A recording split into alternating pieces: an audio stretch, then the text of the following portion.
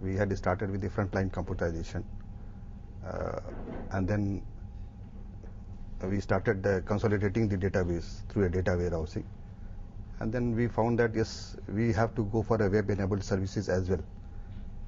Now, IT requires a lot of revamp because we have to go for a centralization and consolidation of the applications, and we would like to roll out a ERP package so that at least we go for a providing better services to the customers.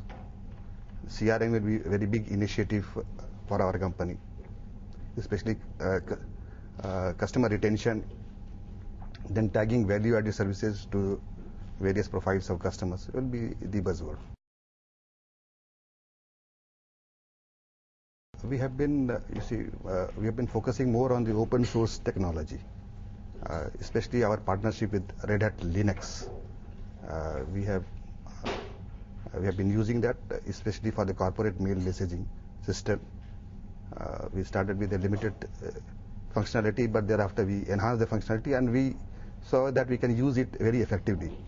Now with the rollout of core insurance, almost around 200 plus offices have been rolled out.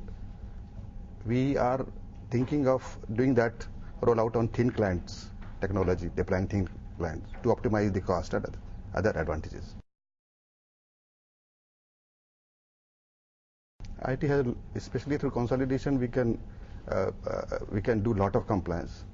We have been complying to the IRDA requirements through even legacy application as well.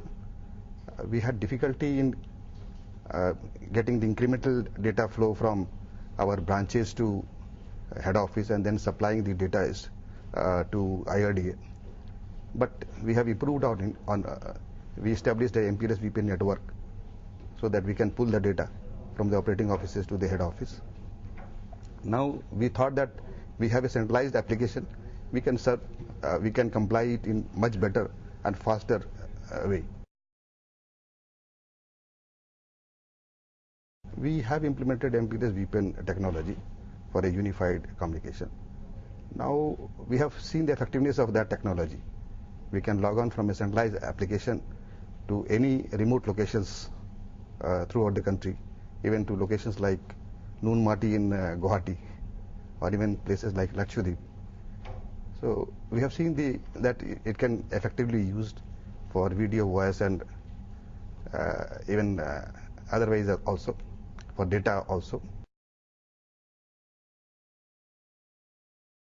Open source, actually we said we have found that yes, open source we can enhance on for the cutting edge technology.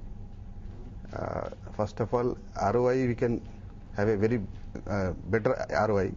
You see, thin client deployment, almost we are thinking of deploying 12,000 thin clients across the country.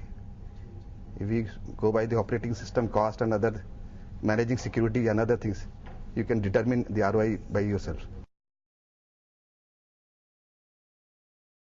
We have implemented perimeter level security at our data center because we had to go for a ERP rolling out core insurance application, which is a ERP package, because we have not opened our the entire network to outside people.